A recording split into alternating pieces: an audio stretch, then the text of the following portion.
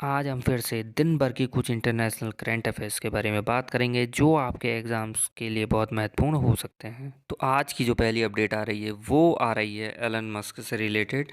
Elon Musk announces $8 monthly charge for verified Twitter account. तो Elon Musk ने सत्यापित Twitter खातों के लिए $8 मासिक शुल्क की घोषणा की है, क्योंकि हाल ही में आपको पता होगा कि एलन मस्क द्वारा ट्विटर को खरीद लिया गया है। Elon Musk has announced $8 monthly charge for verified Twitter account. तो एलन मस्क के बारे में आप जानते होंगे, एलन मस्क दुनिया के सबसे रिचेस्ट व्यक्ति हैं इस टाइम पे।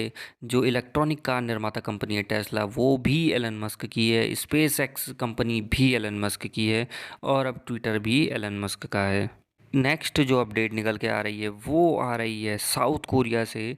South Korea issues air raid alert after North fire missile. उत्तर कोरिया द्वारा मिसाइलें दागने के बाद दक्षिण कोरिया ने हवाई हमले का अलर्ट जारी किया है। South Korea joint chief of staff said in a statement North Korea fired the missile from its eastern coastal area of Wonsan on Wednesday morning.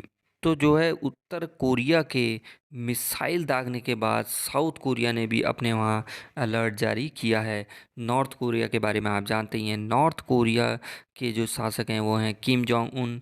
North Korea की जो ये राजधानी है वो है प्योंगयांग। साउथ कोरिया की जो राजधानी है वो है सियोल और साउथ कोरिया की करेंसी मुद्रा जो है वो है दक्षिण कोरियाई वान। नेक्स्ट जो अपडेट है वो है यूएस से। US condemns north Korea's latest missile launch. America ने उत्तर कोरिया के नवीनतम मिसाइल प्रक्षेपण की निंदा की है। North Korea missile launch, state department spokesperson said the launches are in violence of multiple UN security council resolution. United Nation के बारे में आप जानते हैं, यूनाइटेड नेशन की जो स्थापना हुई वो हुई 24 अक्टूबर 1945 को। मुख्यालय है संयुक्त राष्ट्र का न्यूयॉर्क यूएसए के अंदर। सदस्य देशों की संख्या 193 और सचिव हैं यूएन के एंटोनियो गुतरेस। उत्तर कोरिया के मिसाइल लॉन्च से यूएस के साथ साथ साउथ कोरिया भी परेशान है। अगली जो अपडेट है वो आ रही है रशिया से।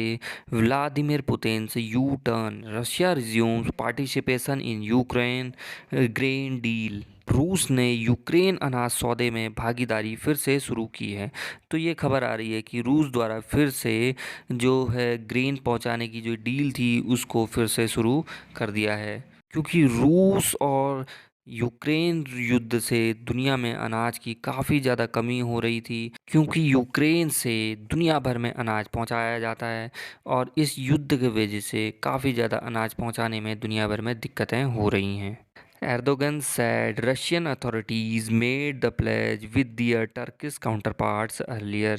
यूक्रेन की जो राजधानी है वो है कीव। यूक्रेन के राष्ट्रपति हैं जेलेंस्की और यूक्रेन की जो करेंसी है वो है यूक्रेनियन रिविन्या। रूस की राजधानी है मॉस्को। रूस की जो करेंसी है वो है रूबल और रूस के राष्ट्रपति हैं व्लादिमीर पुतिन।